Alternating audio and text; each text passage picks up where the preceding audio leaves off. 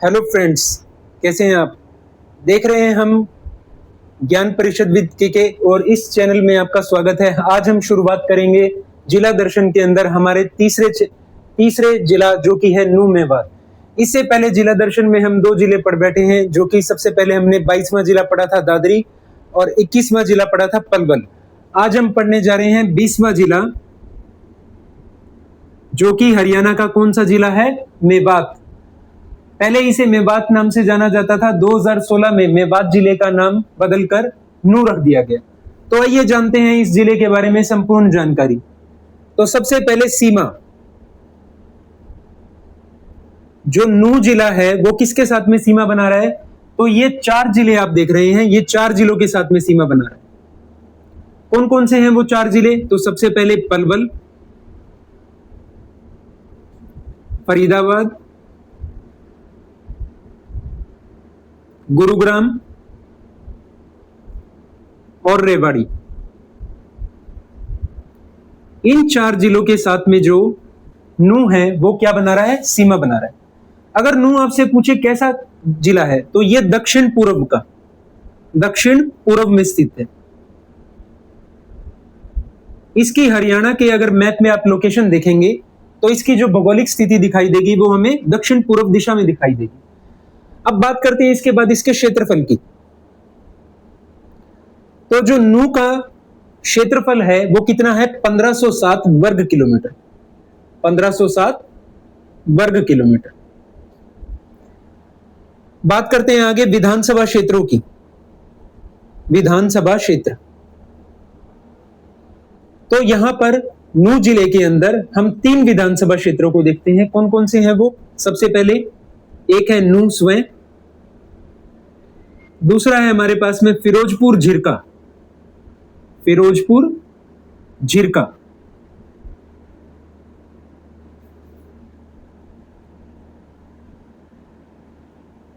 और तीसरा जो विधानसभा क्षेत्र है वो है पुन्हाना।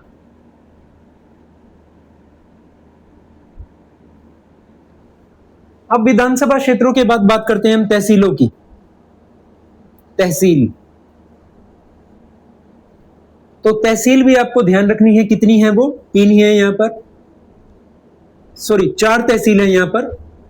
3 तो ये विधानसभा क्षेत्र यानी कि नू, फिरोजपुर झिरका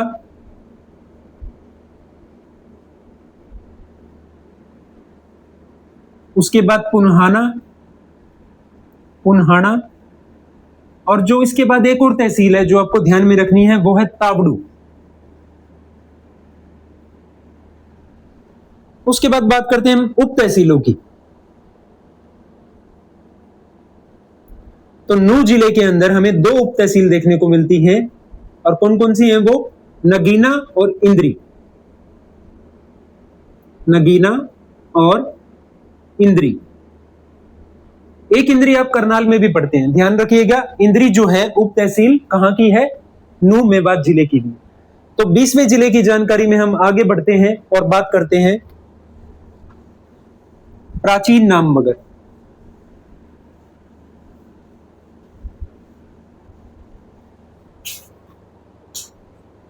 तो प्राचीन नाम, इसका प्राचीन नाम मेवात ही है।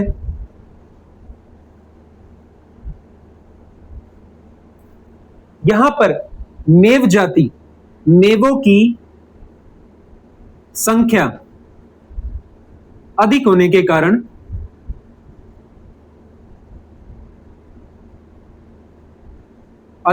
कारण इस क्षेत्र का नाम क्या पड़ा? मेवात पड़ा।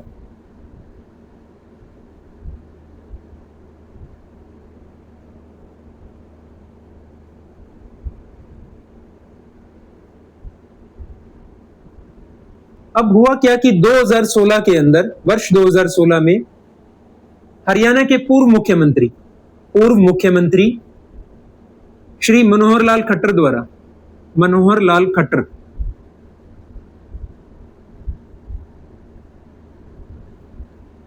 इस जिले का नाम जो कि मेवात था उसको बदलकर क्या कर दिया गया? नू।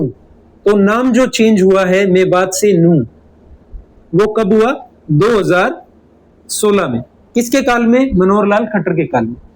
अब नू मेवात का हम नाम एक सत्यमेव पुरम भी सुनते हैं, सत्यमेव पुरम।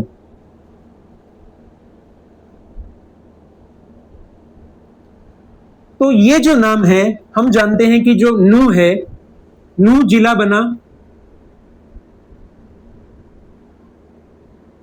4 अप्रैल 2005 को,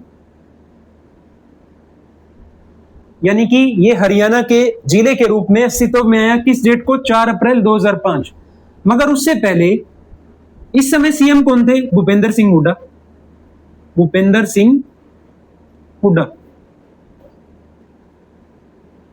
अब इनके सीएम बनने से पहले, यानी कि 2004 की बात कर रहे हैं, तो 2 अक्टूबर 2004 को मेवात क्षेत्र के अंदर एक रैली आयोजित की गई, जिस दौरान सीएम जो थे वो कौन थे? ओम प्रकाश चौटाला, चौधरी ओम प्रकाश चौटाला। तो चौधरी ओम प्रकाश चौटाला ने इस डेट को, यानी कि 2 अक्टूबर 2004 को मेवात के लोगों को संबोधित करते हुए ये कहा कि हम यहां पर एक नया जिला बनाने जा रहे हैं जिसका नाम क्या होगा? सत्यमेव पुरम।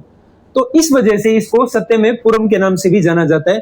मगर क्योंकि 2005 में जिला बनाया भूपेंद्र सिंह हुड्डा के काल में, तो इसको मेवात नाम से जिला बनाया गया। और नू नाम कब हुआ? 2016 में। तो ये मैंने सारी आपको इसकी हिस्ट्री बता दी है कि जिला मेवात था, सत्यमेव पुरम के नाम कैसे आया और नू कब हुआ। तो चलते हैं अब आगे, हम बात करते हैं उपनाम की। तो यहां पर इस जिले का कोई उपनाम नहीं है, आपको ध्यान रखना है, यहां पर कोई इसका उपनाम नहीं है, ना ही यहां पर कोई उद्योग वगैरह आपको देखने को मिलेंगे। बात करते हैं हम आगे मंदिरों की।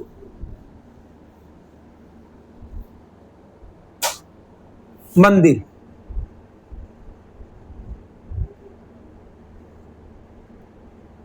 अब नू मेवात के अंदर हमें 2 मंदिर देखने को मिलते हैं। सबसे पहले है देहरा मंदिर, देहरा मंदिर। देहरा मंदिर जो है वो भोंड गांव, कौन सा गांव? भोंड गांव, जो कि फिरोजपुर झिरका का गांव है, फिरोजपुर झिरका।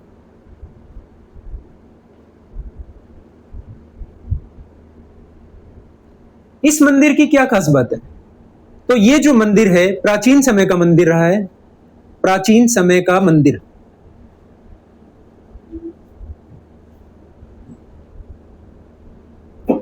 ये मंदिर आपको कहां देखने को मिलेगा? तो ये मंदिर जो है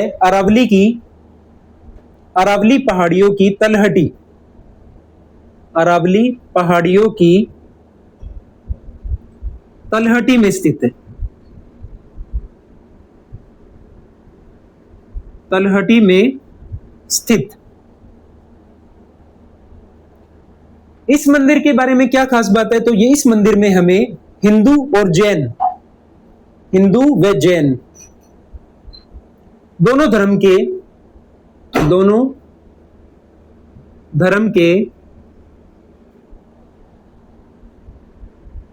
धर्म के जो हैं वो यहां मूर्तियां देखने को मिलती हैं, मूर्तियां देखने को मिलती हैं।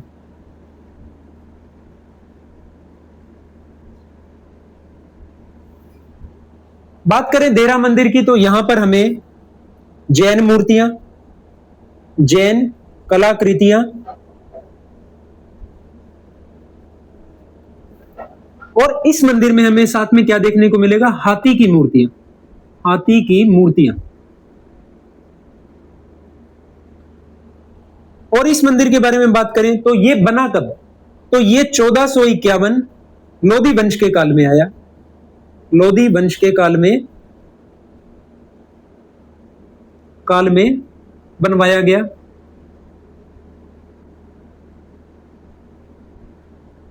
इस मंदिर के बनने से पहले, मतलब लोधी वंश के काल में बनने से पहले, इसका प्राचीन इतिहास रहा है। जो पांडव थे, पांडवों ने अपना अज्ञातवास, पांडवों द्वारा अज्ञातवास में यहां समय गुजारा गया।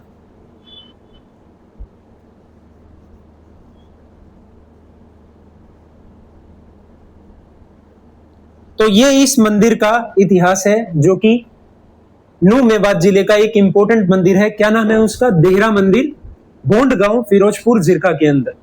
अब बात करते हैं दूसरा मंदिर, जो कि है नल्हड़ का शिव मंदिर, नल्हड़ में स्थित शिव मंदिर। तो दूसरा मंदिर जो हम देखेंगे वो है प्राचीन शिव मंदिर,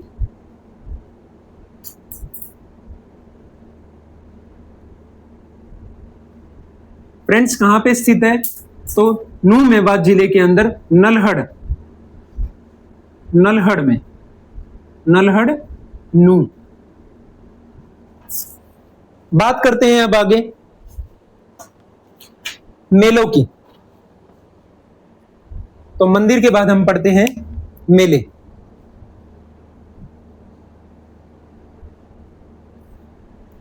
तो मेलों में हमें ध्यान रखना है फ्रेंड्स, यहां पर एक, क्योंकि शिवजी का मंदिर है तो शिवजी का मेला, शिवजी का मेला, शिवजी का मेला लगता है। और यहां हम एक दशहरा मेला भी देखते हैं, दशहरा मेला। तो दो ही मेले आपको ध्यान में रखने हैं। बात करते हैं आगे, मंदिर और मेलों के बाद में हम पढ़ते हैं यहां पर पर्यटन स्थल। तो नूह जिले के अंदर हमें बहुत सारे पर्यटन स्थल वगैरह देखने को मिलेंगे। कौन कौन से हैं वो? तो बात कर रहे हैं हम पर्यटन स्थलों की।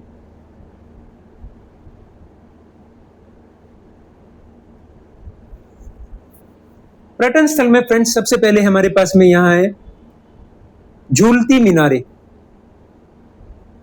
झूलती मीनारे। ये जो झूलती मीनारे हैं ये कहां पे हैं? नूह जिले के अंदर, वही अरावली की पहाड़ियों की तलहटी में, अरावली की पहाड़ियों की तलहटी,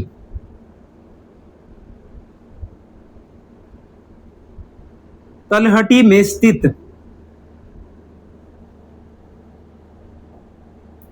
शेख हजरत मूसा, शेख हजरत मूसा की मजार है। और इसी मजार में जैसे ही हम प्रवेश द्वार के अंदर जाते हैं, प्रवेश द्वार क्रॉस करने के बाद अंदर जाते हैं, तो हमें यहां पर स्थित दो झूलती मीनारें दिखाई देती हैं। क्या दिखाई देती हैं? दो झूलती मीनारें। इन मीनारों के बारे में कहा जाता है कि ये 50 मीटर ऊंची हैं, 50 मीटर ऊंची। अब इसके बारे में एक रहस्यमयी बात यह है कि जब एक कोई व्यक्ति किसी एक मीनार को अगर हिलाता है तो दूसरी मीनार जो है वो अपने आप झूलने लगती है। तो इसी वजह से इसका नाम जो क्या रखा गया, झूलती मीनारें। तो कहां देखने को मिलेगी हमें? नूह के अंदर। इसके बाद बात करते हैं हम पर्यटन स्थलों में आगे। तो यहां पर एक जामा मस्जिद है, इसके अलावा हम यहां देखेंगे कंट्री क्लब, कंट्री क्लब, दाहर झील, दाहर झील। इसके बाद 3 झीलें और हम ध्यान रखेंगे, कौन कौन सी हैं वो? उचीना, सांगेल और चंदीला, चंदीला झील।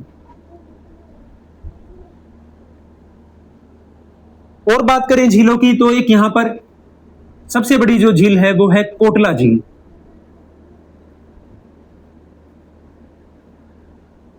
कोटला झील के अलावा हम यहां पर कोटला वाटरफॉल यानी कि कोटला झरना भी देखते हैं।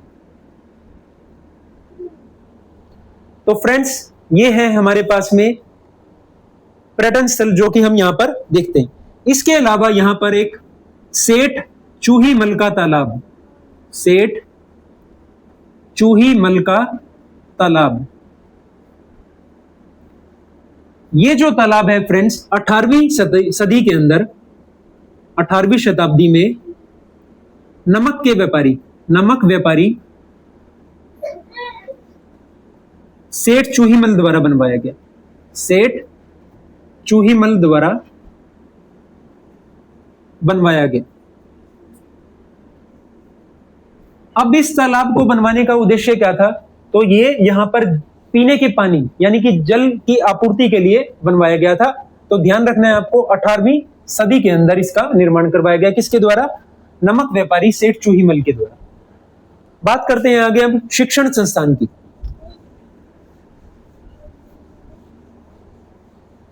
पर्यटन स्थलों के बाद हम पढ़ेंगे शिक्षण संस्थान।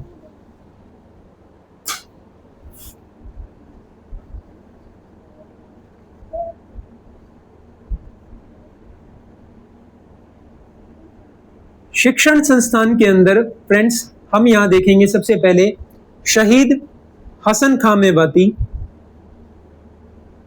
शहीद हसन खां मेवाती मेडिकल कॉलेज।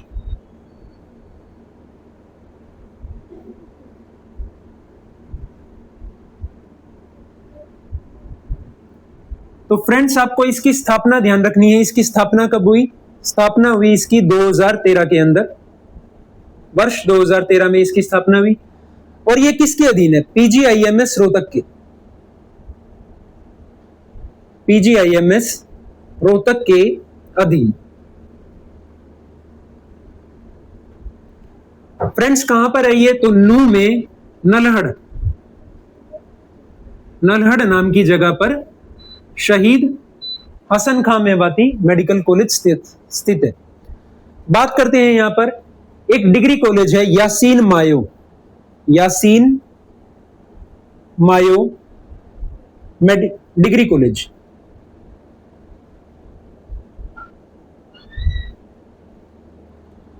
इसके बाद फ्रेंड्स हम देखेंगे जवाहर नवोदय विद्यालय, जवाहर नवोदय विद्यालय।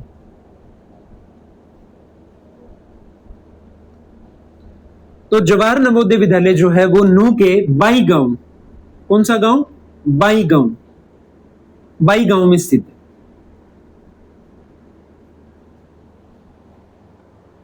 फ्रेंड्स आगे बात करते हैं हम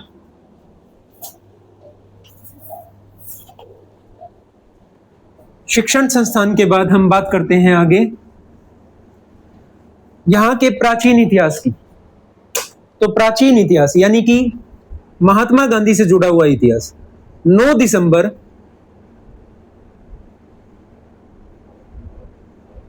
1947 को महात्मा गांधी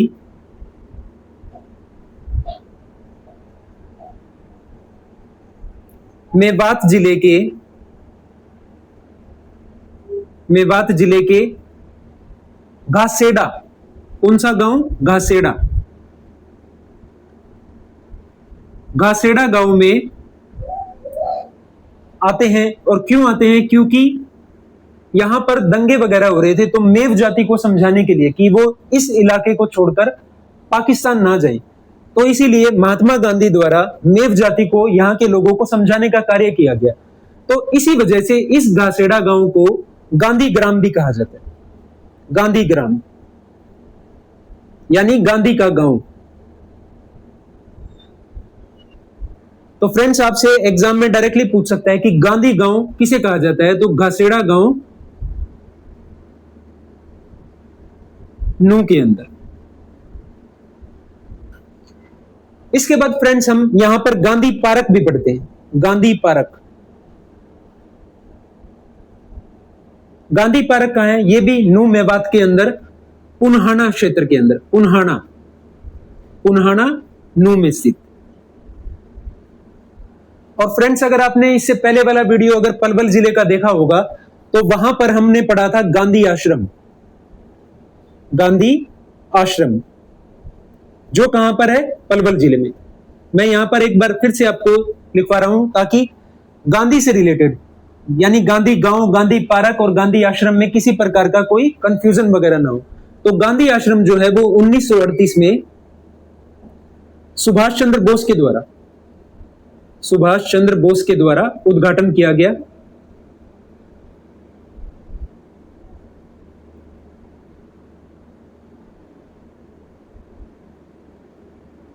तो फ्रेंड्स इन तीनों पॉइंट्स को आप ध्यान में रखेंगे। अब बात करते हैं हम यहां पर प्रसिद्ध व्यक्तित्वों की, महान व्यक्तित्व।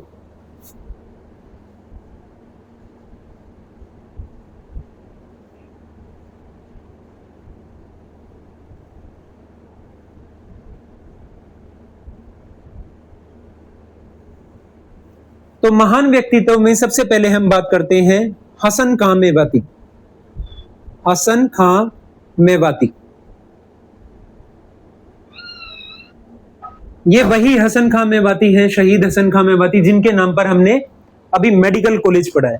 तो ये खानजादा जनजाति से, खानजादा जनजाति से बिलोंग करते हैं।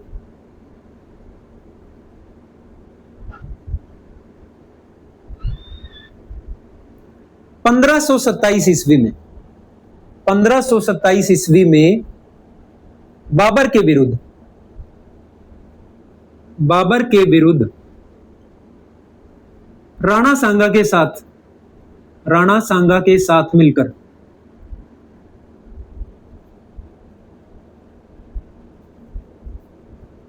खानवा के युद्ध में इन्होंने भाग लिया। खानवा के युद्ध में भाग लिया।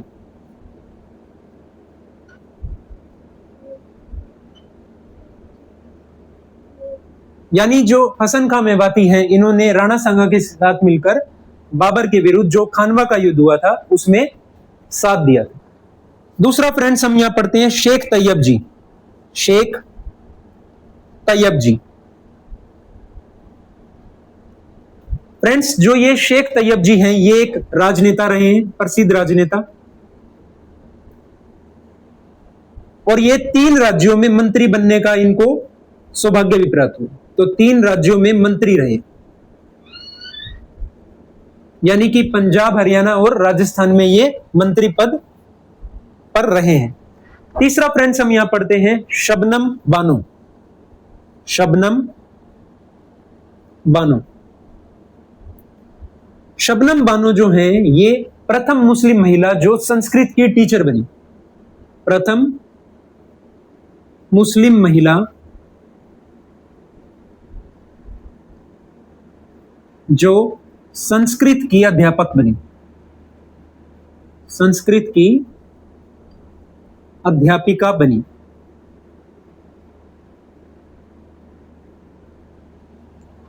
इसके बाद फ्रेंड्स हम बात करेंगे जो लास्ट यहां पर इंपॉर्टेंट पर्सनैलिटी है, वो है सलमान अली। सलमान अली, तो ये कौन है फ्रेंड्स? इंडियन आइडल विजेता। इंडियन आइडल जो कि एक संगीत का कार्यक्रम है, उसके विजेता।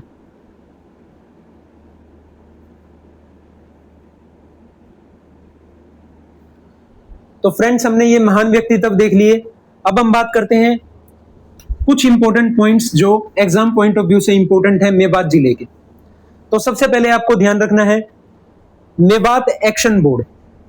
मेवात एक्शन बोर्ड ये कब बना? तो ये बनाया गया 1971 के अंदर। इसके बाद एक मेवात विकास बोर्ड बना। मेवात विकास बोर्ड, तो मेवात विकास बोर्ड बना 1980 के अंदर। मेवात में ही हम यानी न्यू मेवात के अंदर हम एक प्याज उत्कृष्टता केंद्र देखते हैं। प्याज उत्कृष्टता केंद्र, तो आपसे ये पूछ सकता है कौन से जिले में है? पिंगवाना।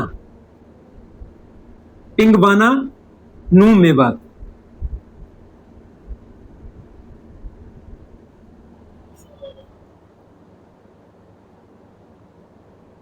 एक जो इंपॉर्टेंट फैक्ट फ्रेंड्स हमें ध्यान रखना है, भारत का